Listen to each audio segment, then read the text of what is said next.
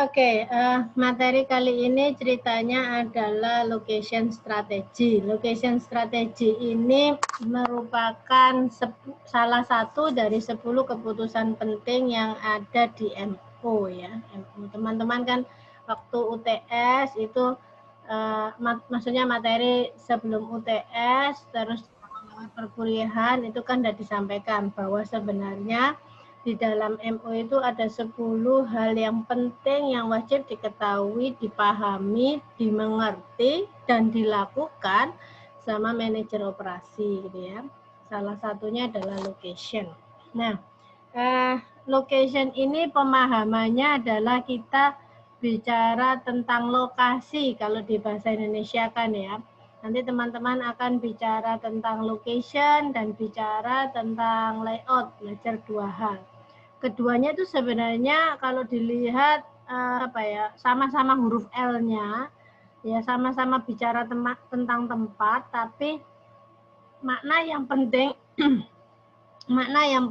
gitu ya. Satunya bicara lokasi, satunya layout itu kalau di bahasa Indonesia kan menjadi tata letak. Ya, tata letak. Oke, nanti sambil jalan saya akan cerita tentang perbedaan location dan layout. Oke ya. Oke, sebelumnya masuk ke sini ke materi lebih detail, saya mau kasih garis bawah perbedaan lokasi sama layout. Karena apa? Karena kedua hal ini sering mahasiswa semester senior pun juga sering melakukan kesalahan terhadap dua hal ini, location dan layout kebalik-balik gitu ya. Saya kasih contoh begini. Location tadi kan letak ya, kemudian layout itu kan tata letak. Sama letaknya tapi maknanya beda. Contohnya gini, saya punya teman datang dari luar kota, terus dia sampai ke Bandara Juanda. Habis itu dia telepon saya. Bu Erna, saya mau ketemu Ibu. Ibu di mana? Terus saya bilang, saya di kampus Ubaya Tenggilis. Oke.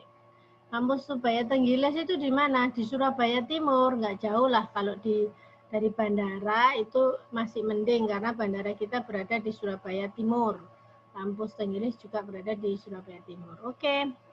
Terus teman saya naik Gojek gitu ya. Gokar apa GoDrive gitu ya, apa GrabCar gitu dah, berangkat dia ke kampus. Nah, sebenarnya ketika saya mengatakan sama dia saya ada di kampus Tenggilis di dalam kota Surabaya, itu saya bicara sama dia tentang lokasi. Gitu. Nah, dia sampai itu saya menyampaikan dia tentang lokasi. Setelah dia sampai di dalam di depan kampus Ubaya ya, terus dia tanya, di Jalan Raya Tenggilis ya Bu? Iya. Di Jalan Raya Kalirungkut ya? Iya. Terus dia nanya, Kalirungkut nomor berapa?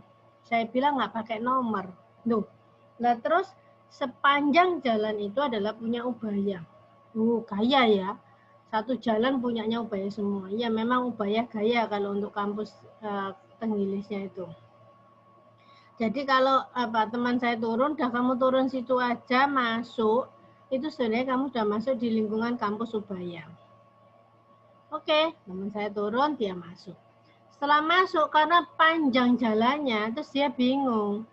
Lah, saya bisa menemui Bu Era di mana? Di FBE, Fakultas Bisnis dan Ekonomika.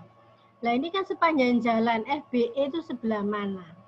Saya bilang, baik kampus Ubaya Tenggilis itu, di kampus Ubaya Raya Kalirungkut itu ada di sebelah tengahnya. Jadi satu kampus besar itu dia ada di tengah. Akhirnya teman saya tanya-tanya satpam, ketemu tengahnya sebelah mana, jalan lurus terus dari pintu utama jalan raya itu, nanti akan ketemu namanya FBE. Nah, hal berikutnya saya tunjukkan FBE di mana, itu sebenarnya saya bicara tentang tata letak. Jadi kalau tata letak di suatu tempat begitu menunjukkan kanan, kiri, atas, bawah itu saya bicara tentang tata letak atau layout. Dan yang kita bahas di sini adalah location. Ya, location, posisinya ada di mana? Seperti saya menunjukkan teman saya tadi, kampus Tenggilis itu ada di mana. Oke, sampai sini ada pertanyaan, teman-teman? Halo, kelas.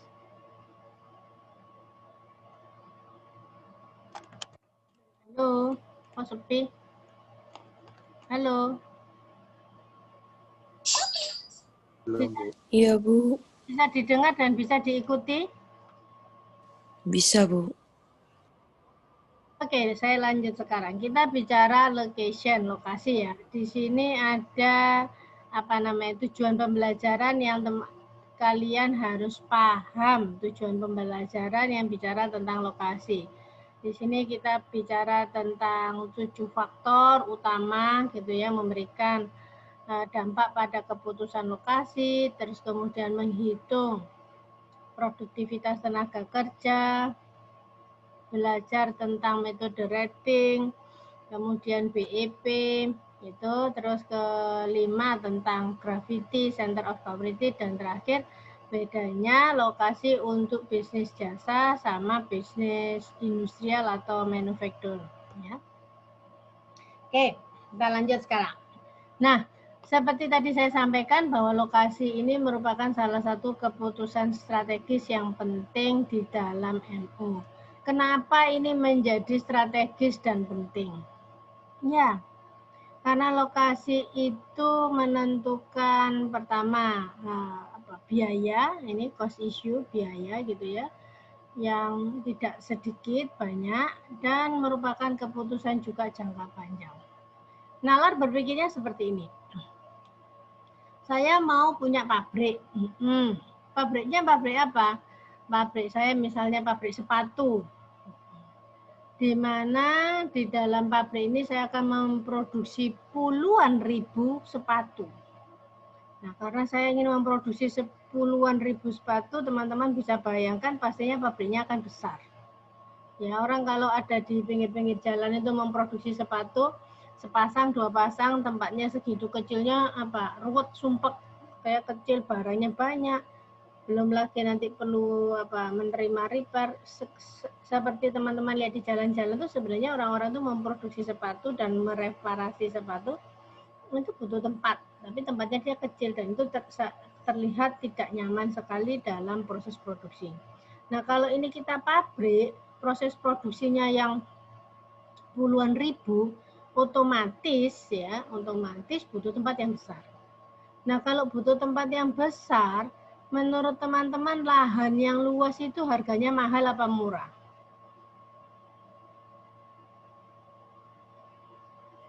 Mahal, Bu. Mahal. Nah, kalau mahal, teman-teman kira-kira mencarinya di tengah kota apa di luar kota?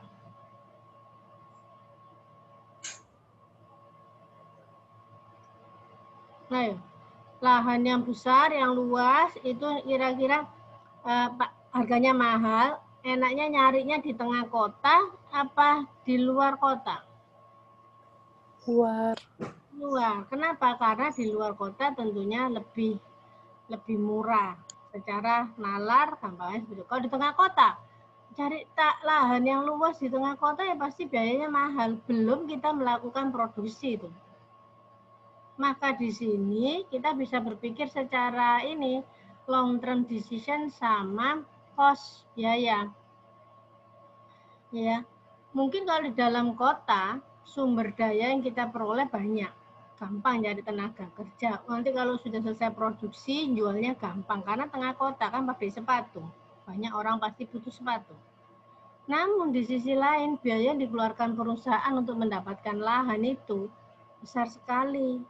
Ya, belum lagi biaya membangunnya, membeli lahan gitu ya. Tapi biaya untuk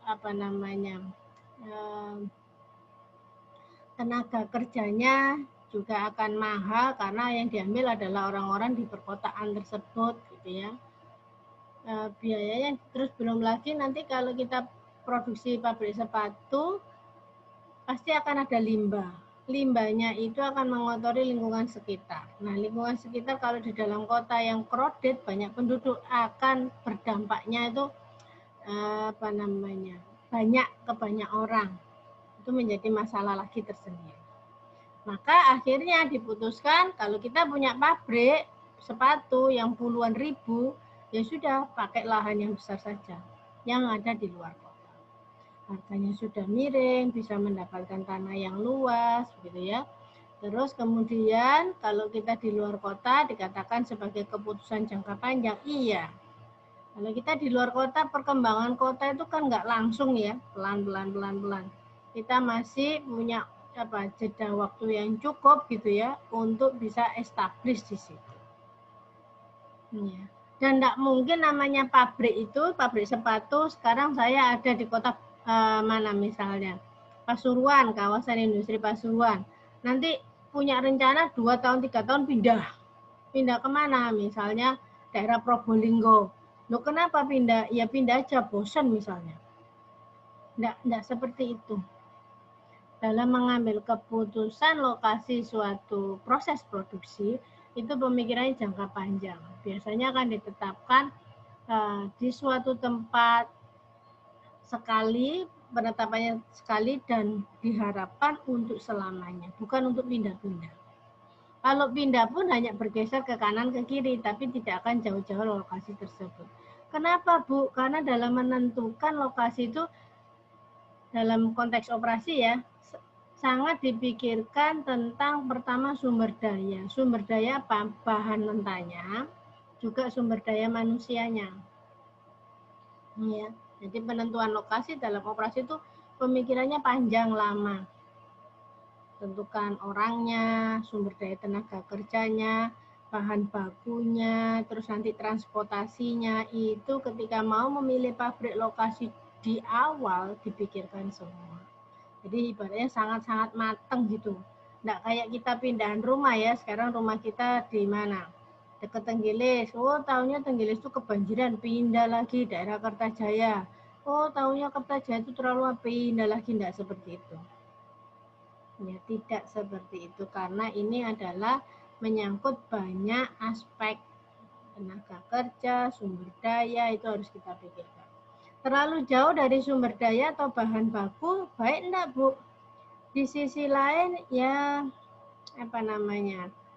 kurang menguntungkan kalau kita terlalu jauh dari sumber daya yang dalam konteks ini bahan bakunya. Kenapa? Akan butuh transport lagi untuk mengadakan bahan baku. Maka kalau kita akan memproduksi barang berwujud, seyogyanya kita malah mendekati bahan baku. Kalau saya misalnya tadi pabrik sepatu, bahan baku sepatu apa kira-kira?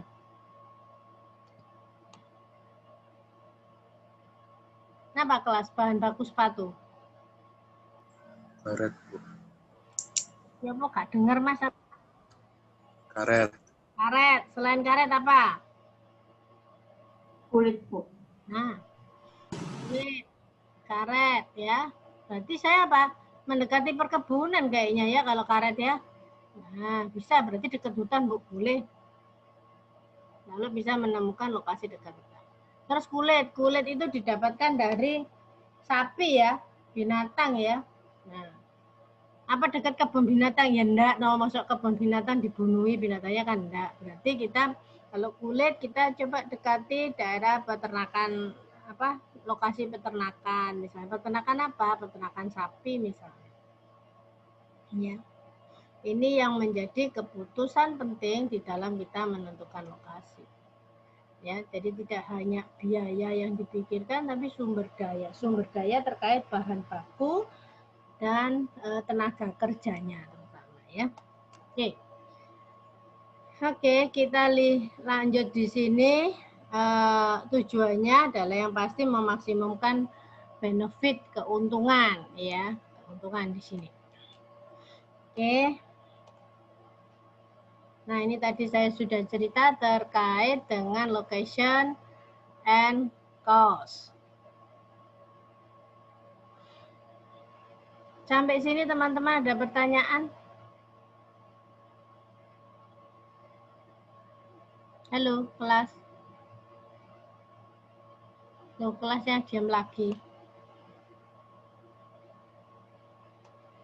Ada pertanyaan?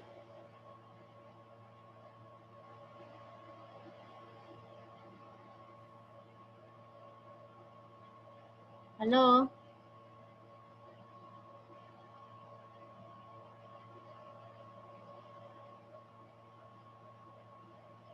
Wah, putus.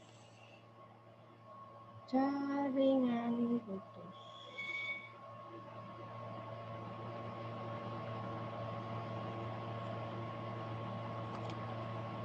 Halo. Habis putus jaringan ya.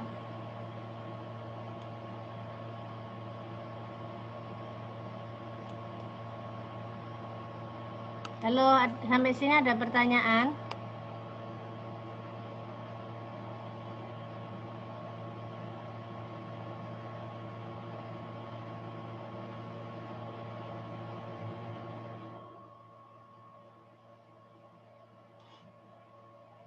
Halo teman-teman, ada pertanyaan sampai sini?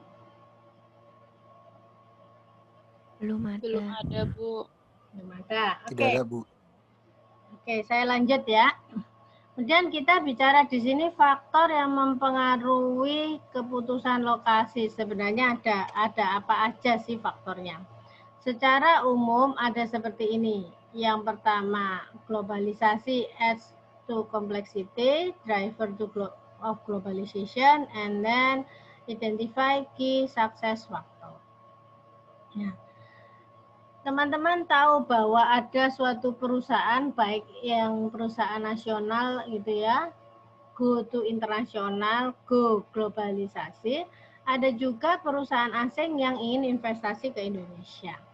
Sebenarnya yang mereka melakukan itu tidak hanya sekedar jualan produknya di negara lain, tapi ada pemikiran bagaimana kalau membuat pabrik di lokasi atau negara lain. Ya. Jadi kenapa kok ada pemikiran seperti itu? Ya tentunya gitu ya, karena namanya operation itu kalau bekerja tidak akan bekerja sendiri, tapi akan ada bagian pemasaran, bagian keuangan, bagian SDM yang support. Jadi tentunya kalau bagian operation memutuskan untuk membuka perusahaan atau investasi atau pabrik di negara lain, itu tentunya dia ingin menggapai pasar, pangsa pasar atau market konsumen yang lebih banyak. Ya.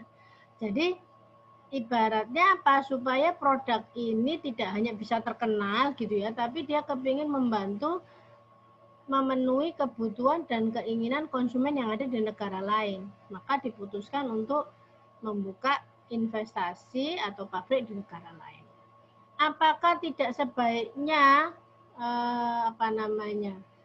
menjual aja barangnya, nggak buka pabrik? Nah, kalau dalam konsumsi yang tidak besar, demand-nya di negara lain tersebut tidak besar, mungkin keputusan itu cocok. Namun sebaliknya, kalau demand-nya besar, begitu ya, maka keputusan hanya menjual barang aja menjadi kurang cocok. Pertama. Kedua, bisa jadi kayak seperti Indonesia ini membuka pintu bagi investor asing untuk membuka usaha pabrik di Indonesia. Kenapa? Karena Indonesia merasa kalau ada investor asing akan terbuka juga lapangan kerja baru yang dimana tenaga kerjanya diambil dari orang-orang Indonesia tersebut. Ya. Maka ini menjadi mengurangi pengangguran, malah perekonomian Indonesia bisa jalan lebih baik. Itu juga merupakan salah satu faktor daripada pemikiran membuka pabrik atau menentukan lokasi operasional di tempat lain. Ya. Jadi kalau saya yang cerita itu di sini kaitannya apa? Kaitannya pada globalisasi. Terkait tadi saya sampaikan pada ekonomi, pasar ekonominya, supaya apa, negara lain itu punya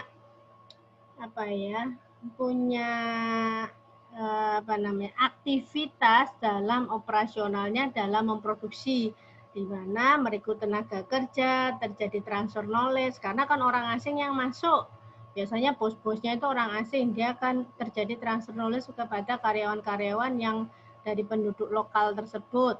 Kemudian ada produksi barang, barangnya dijual selain diekspor keluar lagi, tapi juga dijual di dalam negeri, dapat lagi manfaat. Sebenarnya perusahaan yang membuka lokasi di negara lain, di wilayah lain, itu keuntungannya banyak.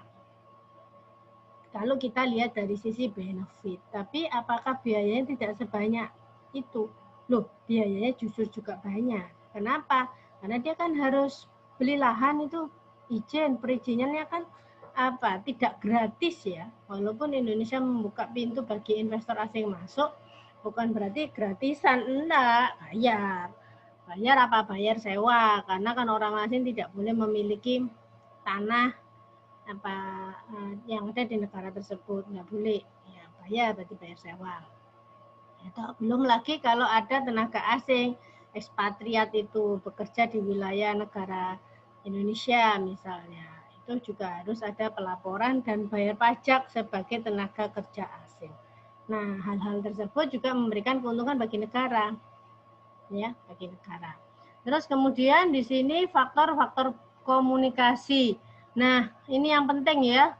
Harapan saya teman-teman yang kuliah gitu ya, mahasiswa yang kuliah harus bisa berbahasa Inggris minimum, aktif dan pasif minimum. Ya, ini harus. Kemudian lagi terkait dengan transportasi. Biasanya kalau kita buka lahan kayak luar kota begitu ya. Di luar kota biasanya belum terjangkau transportasi yang baik. Dengan adanya pabrik di situ, maka sarana infrastrukturnya dibangun dengan baik ya, supaya bisa terjadi mobilisasi pergerakan tersebut. Kemudian ini tadi saya sudah sampaikan issue of capital flow ya. Kemudian di sini ada tenaga kerja asing ataupun lokal. Nah, kemudian berikutnya mengidentifikasikan kunci sukses faktornya. Jadi kalau kita memilih lokasi gitu ya, ada faktor-faktor yang dipertimbangkan. Tadi saya cerita di awal sama slide ini banyak gitu ya.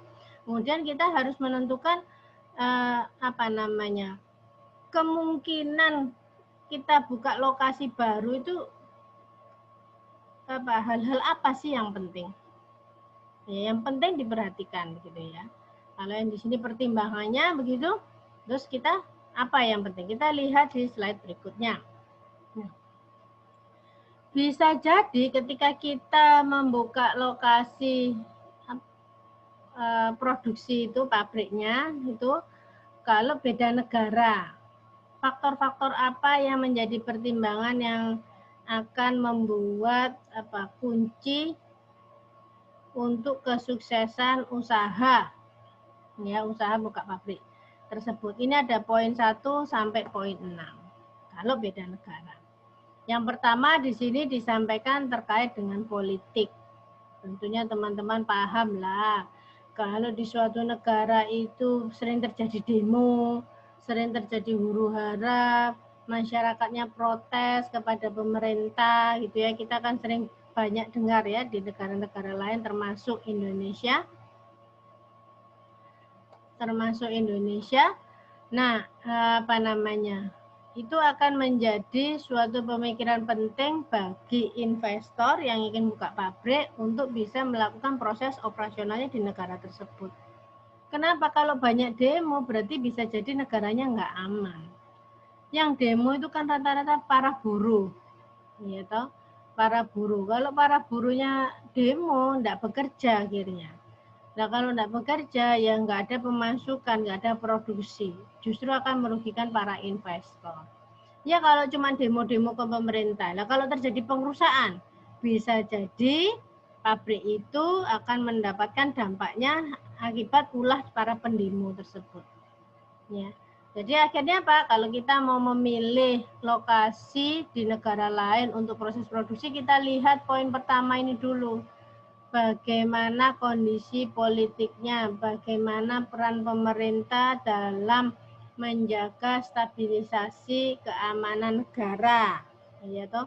Terus bisa jadi di sini bagaimana pemerintah terkait dengan pajak-pajak karyawan, tenaga kerja asing, perizinan investor dan selanjutnya. Itu menjadi poin utama dulu dipikirkan. Kemudian kedua ada budaya dan economic issue. Budaya, culture.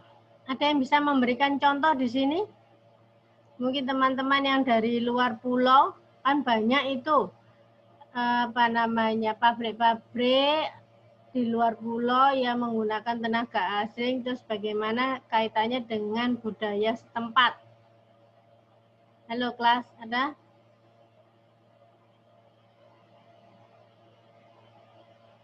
Ada yang bisa memberikan contoh?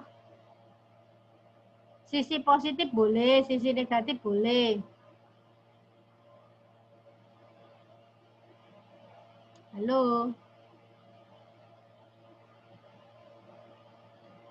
Ada yang dari Sumbawa gitu? Halo teman-teman.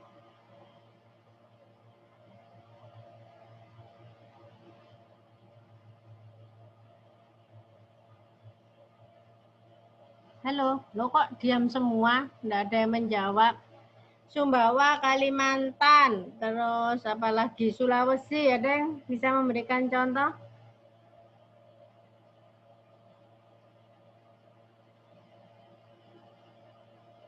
Nggak ada yang tahu?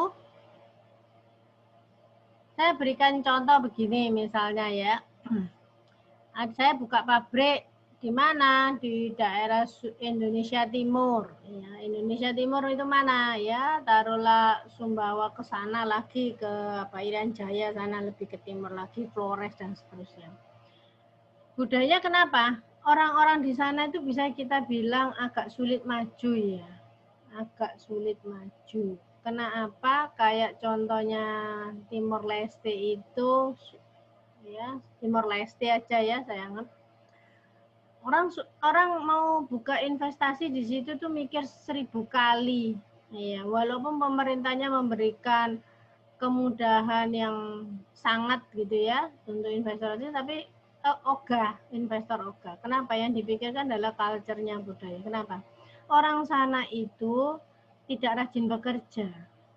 Ya, kalau dia mau bekerja ya dia bekerja, nanti kalau sudah misalnya tanggal 1 atau akhir minggu dapat gaji gitu ya, dapat rewardnya, terus mereka pesta-pesta pesta-pesta hura-hura gitu. Sampai kapan? Sampai duitnya habis. Jadi kalau duitnya habis, dia mau lagi bekerja. Orangnya itu agak sulit diatur gitu ya. Itu menjadi budaya mereka begitu. Senangnya ya hura-hura, senangnya ya having fun gitu aja. Ya, tidak menyesuaikan dengan peraturan kerja yang sebaiknya seperti apa. Jam kerja ya kerja, nanti waktu istirahat ya istirahat, enggak, dia mau seperti itu. Ini menjadi kendala daripada para investor. Kalau saya tetap membuka usaha di situ dengan merekrut karyawan dari penduduk lokal, itu menjadi berat bagi dia. Beratnya kenapa? Ya karena dia harus berurusannya itu dengan budaya itu tadi. Ya, dengan budaya, culture daripada masyarakat. Maka kadang teman-teman lihat gitu ya, di Kalimantan ada sudah pabrik, di Sulawesi terutama ada suatu usaha gitu ya, investor asing buka di lokasi-lokasi tersebut. Kemudian pegawainya tidak hanya bos atas gitu, pimpinan puncak, tapi sampai ke bawah semuanya itu adalah pekerja asing. Nah, kenapa? Karena dia merasa kalau saya berurusan dengan budaya lokal itu berat. Jadi semua tenaga kerjanya adalah import dari luar. Waduh, Bu. Iya, fakta. Teman-teman bisa nanti cari sendiri di internet itu ya. Nah, kalau seperti itu gimana, Bu? Ya, sekarang balik lagi pemerintah terkait gimana? Pemerintah terkait ini pemerintah di lokasi tersebut. Ya, apakah memberikan izin sampai sebegitunya atau bagaimana ya, teman-teman bisa lihat di situ.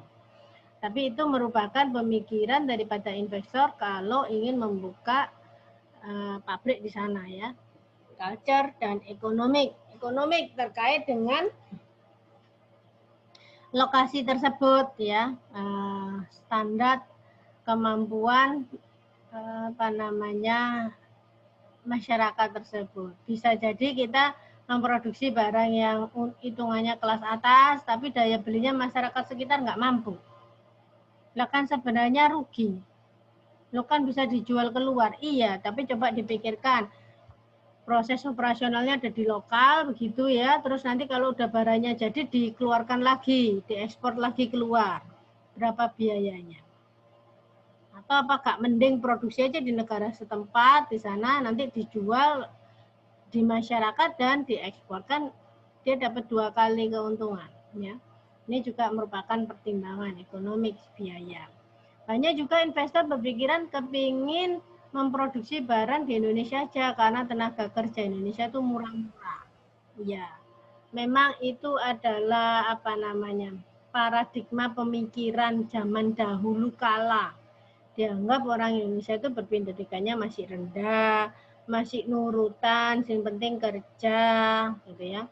Tapi zaman berkembang, berlaku, tidak semua orang Indonesia mau dibayar di bawah gaji, bukan UMR ya, di bawah gaji orang ekspat, tidak semua. Kenapa? Karena orang Indonesia sekarang mulai pintar-pintar.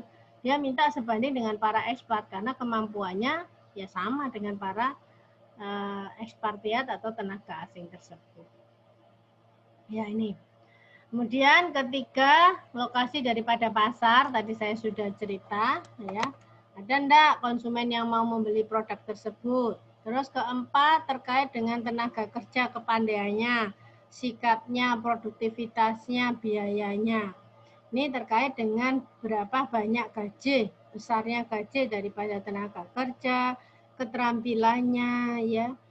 Mungkin tidak terampil tidak apa-apa, tapi setelah dilakukan training, karyawan itu menjadi terampil dan bisa bekerja dengan baik.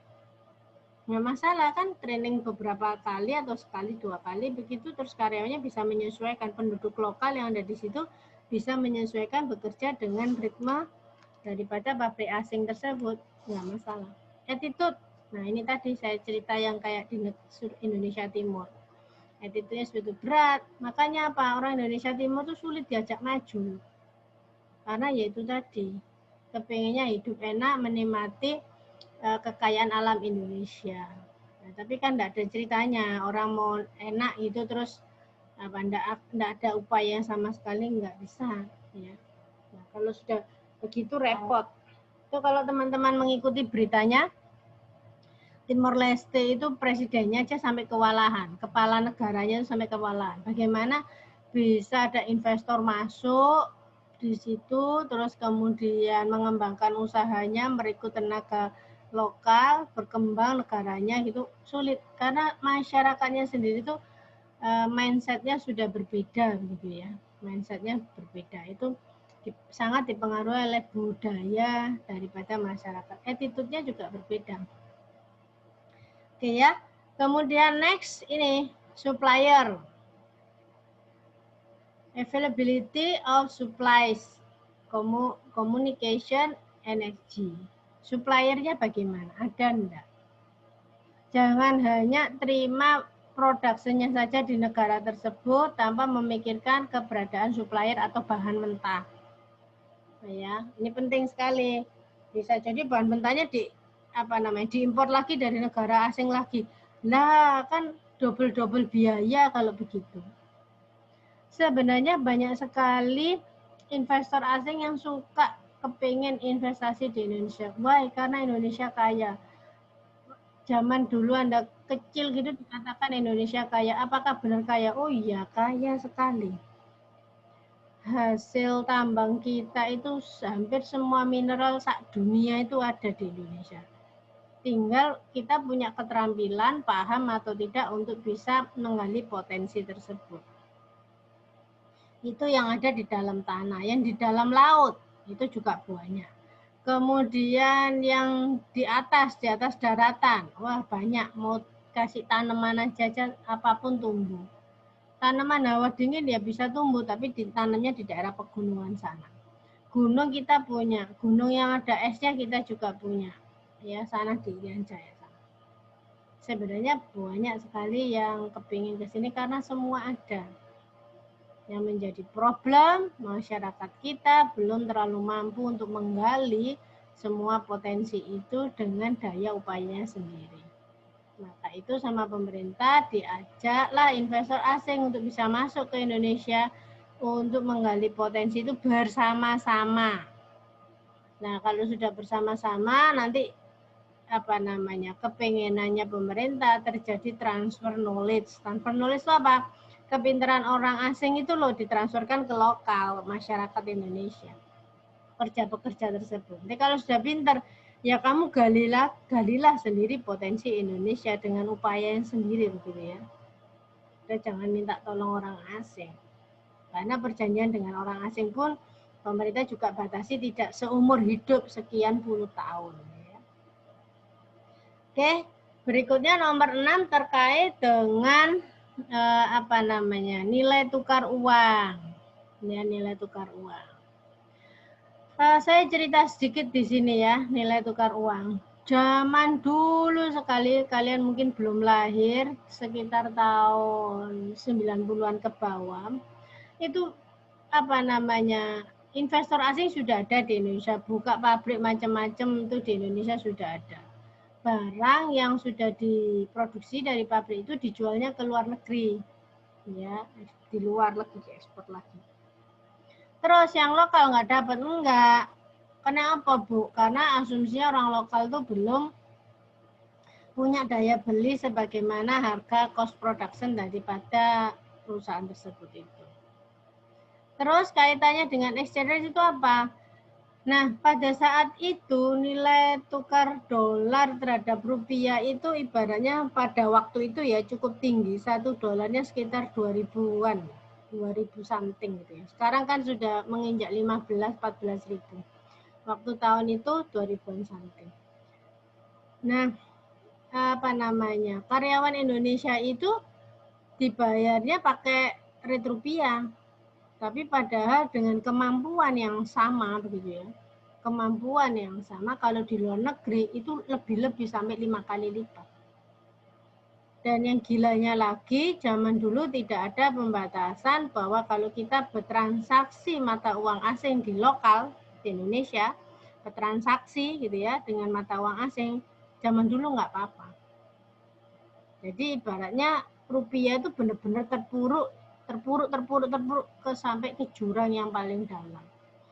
Terus kemudian peraturan itu berubah, nggak boleh kalau di dalam Indonesia transaksi semua harus dengan rupiah. Supaya apa? Ini juga memperkuat nilai rupiah sebagai mata uang bertransaksi. Nggak boleh, jadi semua akhirnya seperti itu. Pada dulu enggak, bebas. Kamu mau transaksi pakai dolar, pakai yuan lah, pakai apalagi itu mata uang yang lain bebas. Ya nggak ada. Maka waktu itu terpuruk sekali. Kemudian timbul gejolak revolusi. Nggak tahu itu kalian sudah lahir apa belum, tahun 96-97. Itu yang merubah mindset semuanya. Mindset pemerintah, mindset rakyat berubah. Rakyat Indonesia ini ceritanya ya. Untuk menjadi lebih baik, perekonomiannya lebih baik. Sampai ke ujung ini yang kita rasakan sekarang. Zaman dulu itu ya sudahlah. Apa kata pemerintah? Pemerintah itu dianggap kayak raja yang memiliki semuanya. Raja berarti anak turunnya merasa memiliki merasa memiliki negara. Padahal yang benar konsep republik itu pemerintah itu dipilih oleh rakyat dan diturunkan oleh rakyat. Kalau rakyat nggak suka boleh menurunkan. Itu yang terjadi di tahun 96. Ya. Karena ada peraturan itu berubah, teman-teman bisa lihat sekarang tidak terlalu banyak investor yang bisa masuk ke Indonesia. Kenapa? Karena pembatasan peraturan-peraturan itu. Dan sebenarnya peraturan itu dibuat untuk melindungi kekayaan Indonesia. Salah satu contoh kesalahan fatal yang dilakukan Indonesia ya adanya penambangan freeport itu tadi. Ya. Wah, cerita saya jadi banyak ini. Ada komentar pertanyaan sampai sini mengenai wilayah negara? Halo kelas.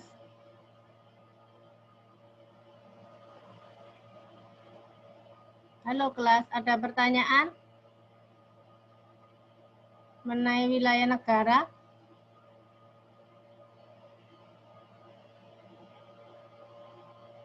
Loh, kelasku kok diem ya?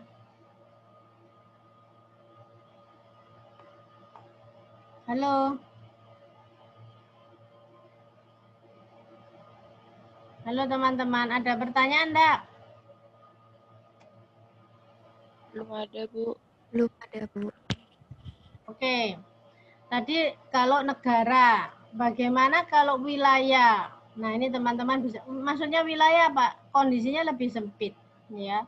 Misalnya kalau di apa namanya? Kalau kita ini kayak provinsi lah. Kalau di Amerika itu kayak negara bagian. Ya, region community decision. Kunci sukses faktornya apa yang dipertimbangkan ini? Ya. Ini teman-teman bisa lihat corporate design ya, bagaimana apa namanya yang diinginkan perusahaan tersebut, kemudian kemenarikan daripada region tersebut sebagai tempat investasi, tenaga kerja, biaya dan fasilitas yang ada ya. Kemudian kondisi lingkungan, kemudian pemerintahnya juga. Namun di sini pemerintahan tidak terlalu menjadi hal yang penting ya, karena kan ibaratnya kalau negara bagian atau provinsi itu kan ada pemerintah pusatnya tuh. Pemerintah pusat kalau memberikan izin, ya otomatis negara bagian ataupun provinsi itu akan mengikuti izin tersebut. Iramanya apa? Ininya sama lah, inline gitu ya. Jadi dia taruh di poin nomor 6. Ini tidak terlalu penting, lebih ke arah kepentingan daripada perusahaan tersebut. Raw material masih selalu menjadi pertimbangan dengan pelanggan, kemudian terkait dengan lokasi tersebut, tanah dan biaya, construction cost, biaya pembangunan. Ya. Ya, jadi biasanya kalau kita memilih ini, pastinya sudah ada kerjasama antar negara. Kalau kita memilih berdasarkan region atau community decision. Oke, berikutnya lagi bagaimana kalau lokasi itu yang kita pilih itu based on site. Based on site ini maksudnya apa? Dari suatu tempat begitu, ya, suatu negara bagian, kota-kotanya mana? Nah, ini pertimbangannya seperti ini, ada 6 aspek gitu ya. Sudah tidak ada lagi ngomong di sini perkara government ya, kebijakan pemerintah apa enggak ada, karena lingkupnya sudah semakin kecil. Dimana kalau sudah ini tentunya secara pemerintahan pusat ataupun daerah sudah mengizinkan.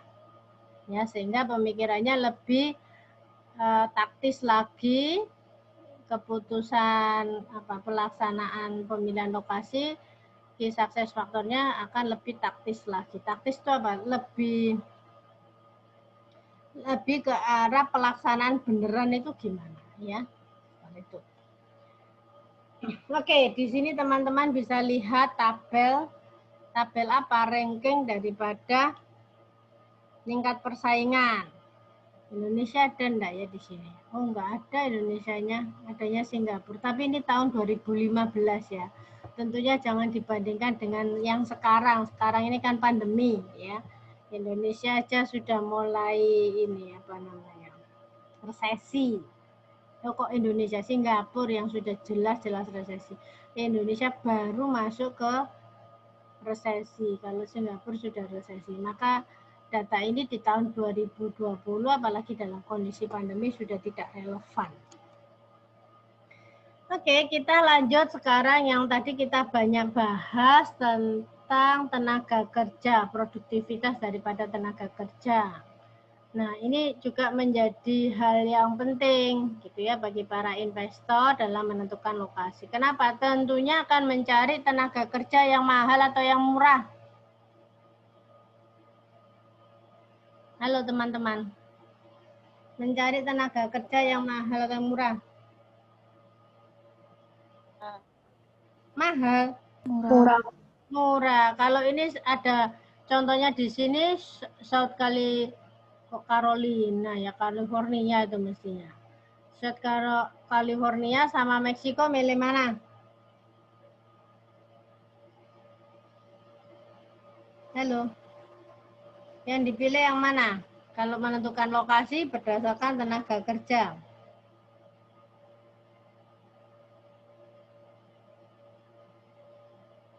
Halo kelas.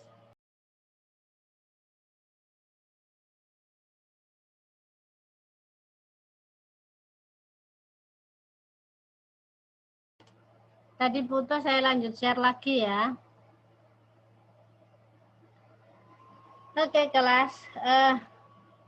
Kalau disuruh milih tenaga kerjanya, milih yang mana ini?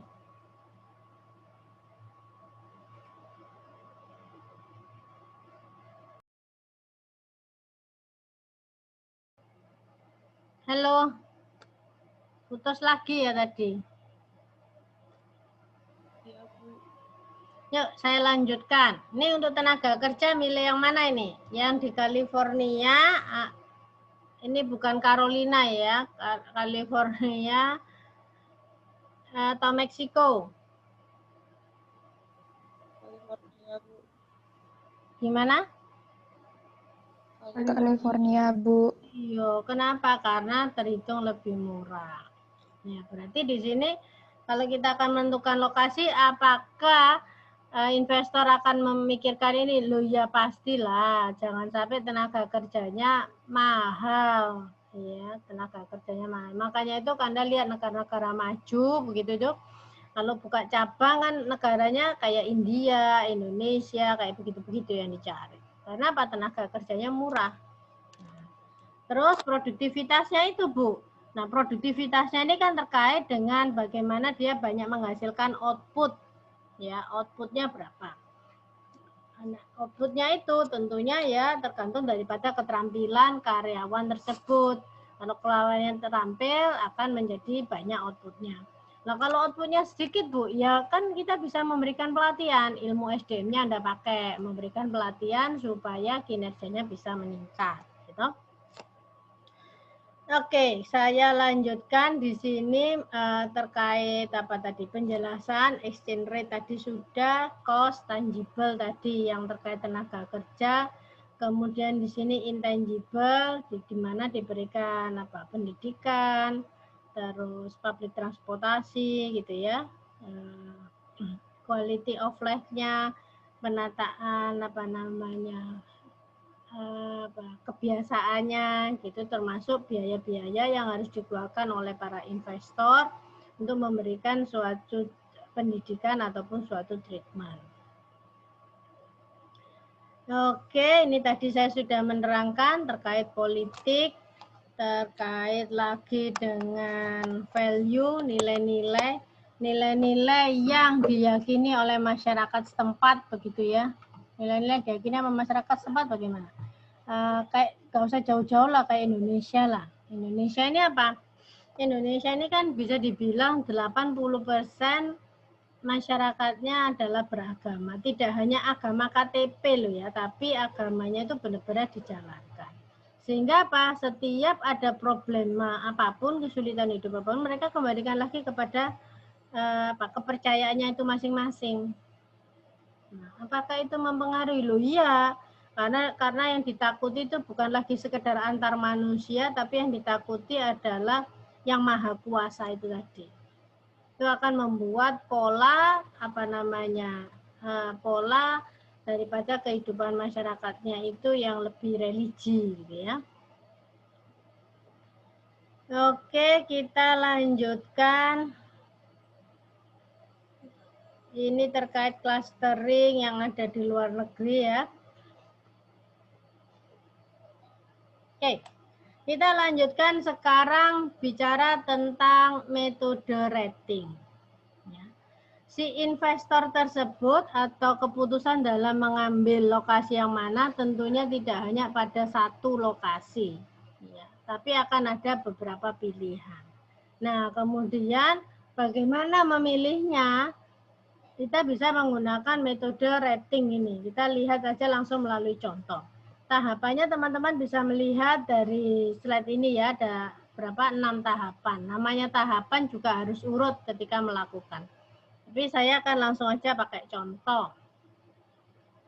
contoh di sini ada 2 lokasi yang diinginkan yang menjadi alternatif lokasi yang ditentukan. Yang pertama ada di France, Prancis gitu, kemudian yang satunya ada di Denmark. Kalau melihat keduanya ini tentunya adalah pemilihan lokasi berdasarkan wilayah, berdasarkan site, region, atau country. Halo teman-teman. Site, region, atau country nih kalau lihat contohnya di sini.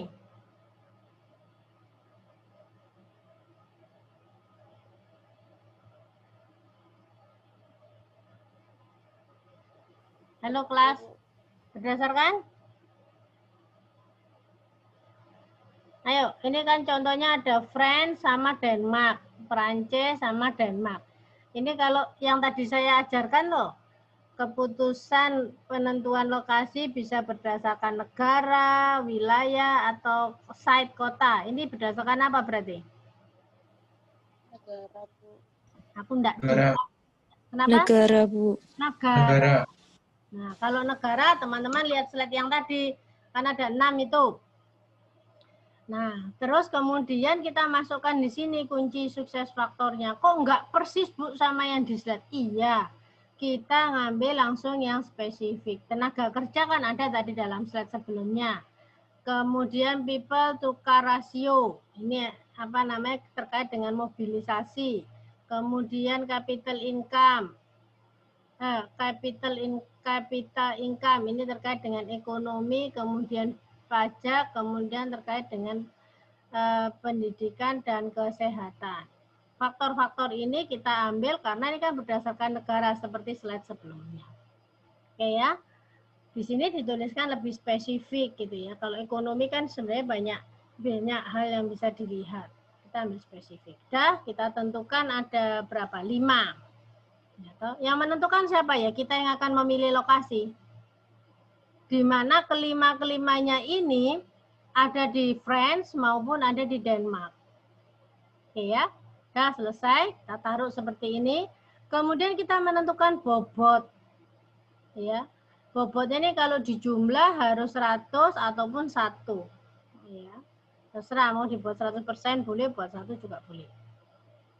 Kemudian bobotnya ini teman-teman bisa lihat. Loh, kok bobotnya enggak urut, Bu, dari yang besar ke kecil atau kecil ke besar? Nah, bobot ini berdasarkan faktor-faktor tersebut yang paling besar pengaruhnya. Pengaruhnya apa? Terhadap lokasi pabrik yang ingin Anda dirikan di tempat tersebut. Nah, kalau dilihat dari sini, yang paling berperan, yang paling besar bobotnya, yang paling mempengaruhi adalah terkait dengan pajak. Maka diberikan bobot 0,39. Kok 0,39, Bu? Enggak 0,4, 0,5. Bolehkah diganti angkanya? Boleh, Syah. Ini bukan hukum mati. Ya.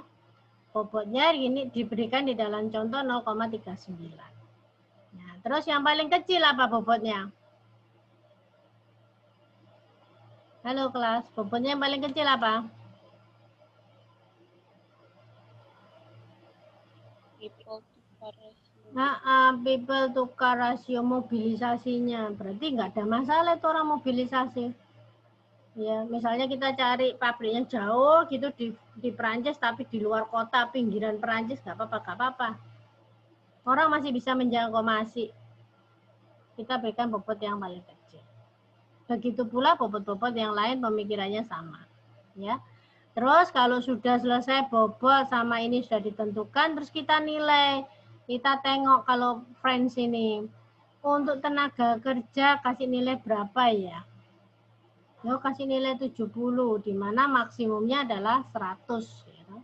Terus kita kasih nilai pajaknya berapa ya? Oh, pajaknya itu walaupun itu merupakan hal yang krusial, tapi masih bisa kok di Perancis tuh masih ada kerjasama dengan pemerintah, pemerintahnya masih paham banget. Kita kasih 75 dan seterusnya. Yang Denmark juga kita kasih angka nilai. Terus kemudian kita hitung gitu.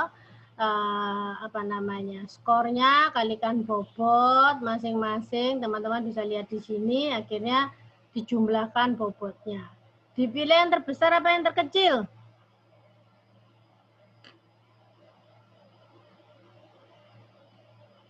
Ayo, dipilih yang terbesar apa yang terkecil?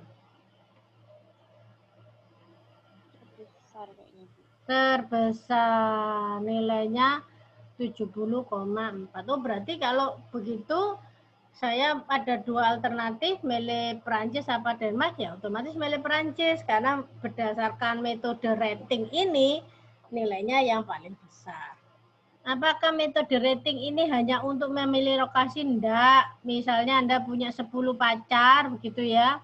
Enaknya pacarku yang mana ya? Nomor 1, nomor 9, apa nomor 8? Kamu buat begini juga bisa. Ini pacar nomor 1, nomor 2, nomor berapa selanjutnya. Terus kemudian kriteriamu kalau menentukan pacar apa? Oh, yang pertama harus lawan jenis misalnya. Yang kedua harus seiman. Yang ketiga harus sama-sama kuliahan dan seterusnya misalnya ya. Terus dibobot mana yang paling penting bagi kamu. Bobot ini menunjukkan yang paling utama. Nah, terus kalian hitung, terus akhirnya nanti kan ketemu mana sih pacar yang paling ideal itu sebenarnya. Ya, ini contoh metode bobot rating. Oke, kemudian kita lanjut ke metode yang berikutnya adalah ini. Location berdasarkan cost and volume ya, biaya dengan volume. Nah, untuk garis-garis yang ini menggambarkannya seperti teman-teman belajar di MO yang sebelumnya, di DMO yang sebelum UTS, itu ada fixed cost sama variable cost dan total cost. Masih ingat? Halo kelas. Ya, fixed cost ini besaran ininya. Kalau ini ada vertikal adalah annual cost, kemudian horizontalnya adalah volume. Yang fixed cost itu besaran ininya, kemudian kemiringan garisnya ini menunjukkan total cost. Total cost-nya. Gitu. Halo kelas, masih ingat ya? Dibuka nanti materi sebelum UTS, itu kan ada cara menggambarkan grafik ini, BEP itu. Break even point analysis, BEP. Ya. Ini menunjukkan total cost-nya, terus kemudian ada kemiringan. Kemiringannya itu adalah variabel. Fixed cost itu ada atau tidak ada produksi, biaya itu yang mesti keluar. Ini kita lihat produksinya 0. Kalau untuk Athens sudah keluar biaya sekian, $30.000. Gitu. Begitu pula kalau Brussels $60.000 dan seterusnya. Gitu. Ini menunjukkan kemiringan. Nah, ini ada 3 tempat. Kalau metode ini contohnya, di sini ada 3 tempat. Ada Athens, ada Brussels, ada Lisbon. Terus kemudian kita gambarkan masing-masing biaya totalnya kalau kita memproduksi di masing-masing tempat tersebut. Tidak pakai keputusan decision yang tadi, bobot rating, enggak. Ini kita mikirnya kalau pakai biaya berapa sih biayanya. Nah, ya. Terus akhirnya masing-masing garis itu ada perpotongannya. Ya, perpotongannya, biarkan dia perpotongan ya, sebenarnya ada 3 titik, 1 titik sini, 1 titik sini, 1 titik sini. Nah, ketemu, kemudian kita tarik garis turun. Turun ini menunjukkan volumenya. Terus untuk apa ini bacanya bagaimana? Nah, sekarang dilihat, kalau sudah mendirikan pabrik tersebut, target produksi atau kapasitas produksi yang ditentukan seperti apa. Kalau volumenya masih di bawah 1000 unit, berarti kamu layaknya dari kacamata biaya milihlah tempat Athens. Dan sebaliknya, kalau produksinya antara 1000 sampai 2500, berarti mirip Brussels. Kalau di atas 2500 mau memproduksi dalam kapasitas besar, pilihlah Lisbon. Dari kacamata biaya. Boleh enggak Bu digabungkan antara si rating sama si cost ini? Boleh, boleh ya. Ya. Terus nanti kalau hasilnya berbeda, Bu. Ya, kalau hasilnya berbeda, pertimbangannya lagi institusi daripada top manajemen, ya. Secara market kedepannya lebih baik yang mana, ya, kita lihat lagi di situ. Bisa jadi juga hasilnya sama, ya, hasilnya sama berdasarkan metode ini dan metode yang rating. Oke, kita lanjut ke metode ketiga adalah ceritanya Center of Gravity Method. Saya langsung ke gambar saja. Nah, Center of Gravity Method ini kayak teman-teman mungkin belajar SMA ya. Anda belajar gradien garis. Ya, gradien garis sumbu X, sumbu Y. Nah, di sini sumbunya sudah pakai selatan dan ini timur barat ya. Barat timur apa timur barat itu. Nah, ini timur barat, sini utara selatan gitu ya. Terus kemudian kita tahu lokasi masing-masing pabrik berdasarkan gradien tadi ya. Nah, gradien ini kalau di dalam ilmu geografi ya. Ini Anda bisa lihat dari peta ya, dari sumbu 0 dunia itu di sebelah mana. Ini teman-teman bisa cari ininya. Ya, kemudian coba kita lihat di sini ada data lagi yang dibutuhkan terkait dengan number of container shipper per month, ya. Jumlahnya kontainer yang akan dikirimkan per bulan. Kalau ini cocoknya kita menentukan bukan pabrik mestinya ya, menentukan terkait dengan pergudangan. Gudangnya enaknya di mana? Kalau ada 4 pilihan tempat, gudangnya enaknya di mana? Ini kita tahu bahwa kalau yang toko mana Chicago, Pittsburgh, New York, Atlanta kebutuhannya masing-masing sekian. Rumus yang dipakai ini teman-teman bisa lihat untuk melihat posisi yang paling strategis lokasi pergudangan yang tepat di antara 4 kota. Rumusnya seperti ini, teman-teman bisa lihat untuk X sama Y. Oke. Kemudian kita hitung, kita masukkan masing-masing seperti ini. Angka 2000, 1000 ini sesuai dengan kebutuhan kontainer. Terus kita perkalikan dengan koordinatnya tadi. Hal yang sama untuk X dan Y, ketemu angka seperti ini. Terus kita plottingkan di dalam grafiknya. Akhirnya ketemu di sini. Berarti gudang yang cocok lokasinya adalah di gravity seperti ini. Di koordinat ini. Ini yang sudah paling efektif untuk menjangkau semua 4 kota tersebut. Jadi gudangnya di pool di sini. Karena nanti kalau dia kirim barang ke kota-kota tersebut sudah tidak terlalu jauh, yang paling efektif. Ya, seperti ini yang dimaksud. Ini lebih cocok untuk menentukan pergudangan. Oke, sampai sini ada komentar pertanyaan teman-teman? Halo kelas. Perhitungan ada pertanyaan?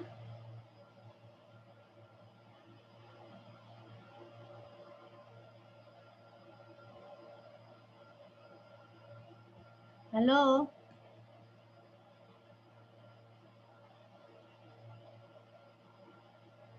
Kelas, nggak ada pertanyaan, saya lanjut ya. Nah, kemudian berikutnya kita bicara tentang model transportasi. Karena namanya lokasi itu tidak akan jauh-jauh dari namanya transportasi. Di mana lokasi itu berada, otomatis kebutuhan transportasi pun muncul. Ya toh? Nah, maka pemilihan pemilihan lokasi itu akan menentukan juga berapa banyak atau pengaruhnya terhadap transportasi yang digunakan. Nah, di sini transportasi ini juga merupakan beban atau pemikiran daripada manajer operasi karena transportasi ini akan dihitung pula sebagai biaya produksi, bagian daripada biaya produksi.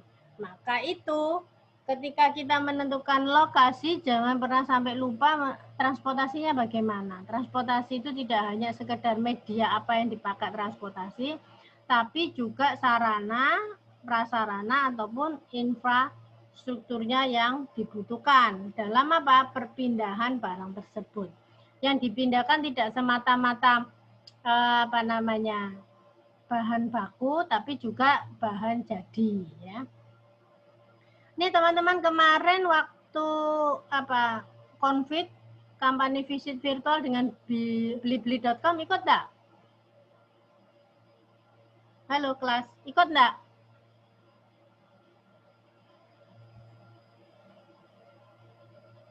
Halo. Saya enggak dengar, agak keras, Mas. Enggak, Bu. Enggak, loh. Kenapa kok enggak ikut? Padahal wajib, loh. Dan kalau teman-teman ikut, nanti kan ada registrasinya itu. Ada mata kuliah apa saja yang diikuti, kan nanti teman-teman dapat bonus poin itu. 5 poin untuk tambahan nilai UAS. Nah, sayang sekali kalau enggak ikut, karena informasinya menarik itu. Menariknya di mana? Seperti tadi saya cerita transportasi, ini kebetulan gambarnya adalah kelas dunia begitu ya. Sebenarnya model e-commerce seperti blibli.com itu dia masih sangat-sangat membutuhkan namanya peran jasa transportasi ya, jasa pengiriman seperti JNE, Tiki itu sebenarnya dia masih sangat-sangat membutuhkan. Ya, padahal dia sudah bekerja sama dengan 16 jasa pengiriman yang ada di Indonesia, masih kurang. Untuk apa? Untuk mencukupi kebutuhannya. Ya, berarti teman-teman di sini bisa tahu gudangnya dia kalau nggak salah ada berapa ya? Ada 12 atau berapa? Banyak di seluruh Indonesia. Di Jakarta aja gudangnya dia ada 4. Ya, gudang kayak tadi Center of Gravity-nya itu tadi. Ya, berarti untuk memilih tempat pun sekelas beli-beli yang masih hanya perusahaan lokal pun dia akan berpikir gitu ya. Ini kan tadi saya banyak cerita bagaimana kalau global company akan masuk ke wilayah negara, tapi kelas beli-beli yang lokal, pemain lokal aja dia menggunakan teknik pemilihan lokasi gitu ya, yang sangat dibutuhkan. Oke. Tadi saya banyak cerita kalau lokasinya adalah untuk manufacturing, pabrik, benda berwujud. Bagaimana kalau untuk produk jasa? Produk jasa ini saya contohkan misalnya Misalnya jasa pengiriman seperti Tiki aja lah. Di mana sih sebaiknya si Tiki itu buka cabang atau buka outlet? Nah, namanya produk jasa yang harus digarisbawahi yang paling penting namanya produk jasa. Produk jasa itu diciptakan kalau ada pemberi jasa, pemberi layanan, bertemu, berinteraksi dengan penerima layanan atau konsumen tersebut. Berarti apa? Di situ dia tidak harus ada di saat dia melakukan atau menciptakan produk jasa itu namanya bahan baku. Kalau pabrik, misalnya pabrik sepatu kan tadi saya sudah bahas tuh, harus ada bahannya kulit, karet, begitu ya. Kemudian tali itu misalnya dari benang. Dia harus mendekati supplier-suppliernya, iya, supaya cost production-nya bisa lebih murah. Tapi kalau jasa, bentuk-bentuk barang fisik, supplier kan sebenarnya nggak ada. Sebenarnya kan nggak ada. Bukan nggak ada 100% ya, nggak banyak. Maka dia sebaiknya mencari tempatnya perusahaan jasa lebih mendekati konsumen. Ya, lebih mendekati konsumen supaya proses produksinya pun menjadi lebih efisien. Makanya teman-teman tidak heran kalau lihat Tiki gitu kok ada di tempat yang rame-rame, Bu. Iya, karena dia memang benar itu lokasinya mendekati konsumen. Dia kan tidak terlalu banyak butuh bahan baku. Lagian jasanya sendiri diproses di mana outlet itu berada. Ya. Maka yang penting bagi perusahaan jasa bagaimana dia mendekati konsumen, purchasing power of customers. Ya. Teman-teman bisa melihat di mana ada konsumen dan daya belinya ada di situ, ya, demand-nya ada, permintaannya ada, ya bukalah di situ. Nah, tentunya pemikiran ini tidak hanya untuk beberapa produk jasa gitu ya, tapi banyak. Nanti akhirnya teman-teman lihat kalau di situ ada Tiki, di situ ada JNE, nanti di situ ada wahana macam-macam. Kok bisa begitu? Iya, karena semuanya tahu konsep ini. Akhirnya apa? Mereka bersaing. Bersaing dalam apa? Dalam mendapatkan konsumen. Maka di sini dikatakan sebagai competition, ya, competition in the area. Iya, betul. Dan itu semua apa namanya? Menjadi apa ya? Hal pemikiran yang memang seharusnya begitu. Bersaing, terus apa? Sama-sama kepingin memberikan yang terbaik kepada pelanggan, memberikan suatu keunggulan supaya apa? Supaya menang persaingan. Keunggulan ini kan bentuknya macam-macam, bisa dari sisi layanan, bisa dari sisi potongan harga, Anda belajar 4P, 7P, bisa juga terkait dengan fasilitas fisiknya. Fasilitas fisiknya dibagusi, kalau itu JNE apa Tiki tempat parkirnya dibuat nyaman sehingga konsumen kalau mau ke sana nggak bingung parkir ya toh, terus kasih AC, layanannya cepat. Mungkin terus kalau harus antri disediakan tempat antrian yang nyaman dan seterusnya. Ini kita bicara tentang produk jasa. Di dalam produk jasa pun terkait dengan lokasi, kualitas pengelolaannya juga harus benar karena kan produk jasa itu sifatnya intangible ya. Pelayanan yang benar harus ada suatu standar pelayanan yang benar supaya siapapun konsumennya, kapanpun jasa diberikan selalu dalam kondisi yang konstan. Oke, di slide berikutnya ini sepertinya ada 2 lembar slide gitu ya. Teman-teman bisa melihat perbedaan lokasi, bagaimana untuk kalau jasa dan bagaimana kalau untuk produk barang. Ya, ada perbedaan. Oh ya, ini kalau ini apa tekniknya tadi, teknik perhitungannya saya tadi sudah cerita, asumsinya, kemudian terkait revenue ya, revenue ini cost. Kalau di dalam produk barang itu dia berpikir banget cost karena kan nyata itu, nyata semua. Kalau jasa, cost-nya kan hampir tidak nyata, karena jasanya yang diproduksi adalah jasanya tidak akan pernah habis. Nah, ya, cost-nya tidak nyata, maka di sini yang dibahas adalah tentang revenue-nya. Oke, ini ada contoh bagaimana kalau apa jaringan hotel memilih lokasi. Jaringan hotel tahu ya? Ya kayak apa namanya, JW Marriott, Sheraton, terus hotel apa lagi, Amaris. Nah itu kan dia punya di mana-mana itu. Di Surabaya aja Amaris mungkin ada 3-4 hotel. Nah, ini ada cerita sedikit bagaimana memilih jaringan hotel untuk apa namanya, untuk lokasinya. Kemudian saya lanjutkan, di sini ada GIS. GIS ini apa? Geographic Information System. Geographic Information System ini adalah suatu alat yang digunakan untuk menganalisis lokasi. Ya. Alat ini cukup canggih, biasanya tidak swasta yang memiliki, tapi pemerintah. Hampir semua negara memiliki namanya sistem GIS. Gunanya apa? Tadi saya bilang ini adalah suatu alat yang penting untuk menganalisis lokasi. Yang dianalisis apa lokasinya ini?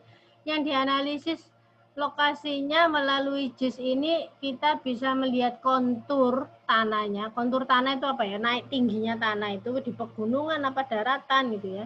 Kalau kita melihat lokasi gitu, kadang kita lihat oh datar, padahal sebenarnya kalau diukur benar-benar itu ada ketinggian ataupun ada turun lembahnya.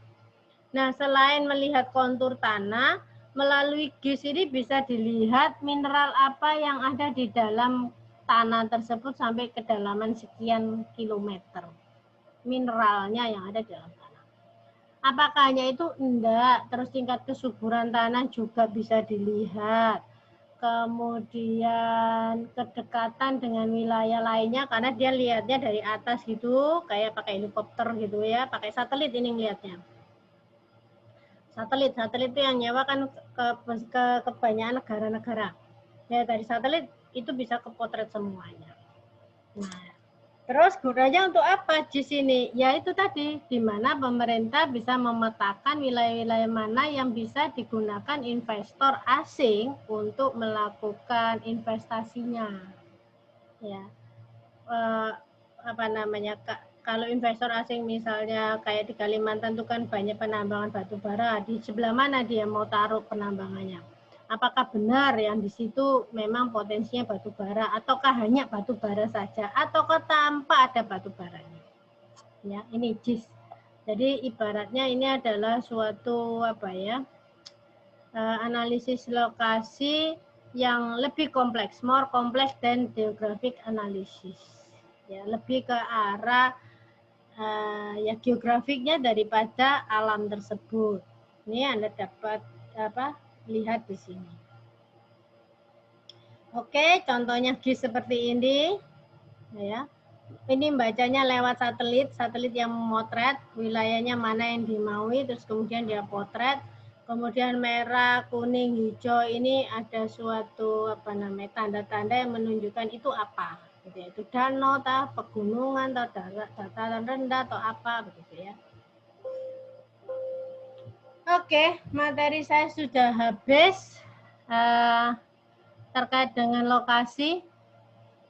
Sampai sini teman-teman, apakah ada pertanyaan?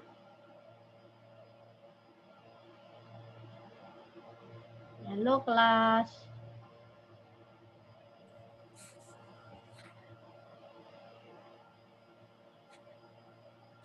Halo kelas, ada pertanyaan?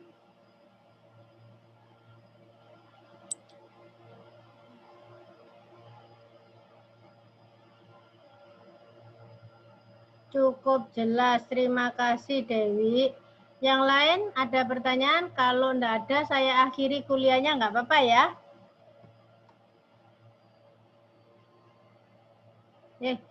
Kok kelasnya diam? Mau diakhiri atau mau masih ada pertanyaan? Sudah jelas, Bu. Oke. Tidak ada pertanyaan. Oke, Gaby, terima kasih. Kalau tidak ada pertanyaan, saya akhiri kelasnya. Selamat pagi semuanya. Jaga kesehatan selalu ya. Sampai jumpa. Iya, Bu. Sampai Makasih, jumpa, Bu. Bu. Makasih, Bu. Ya, Makasih, Bu. Selamat pagi. pagi juga. Selamat pagi.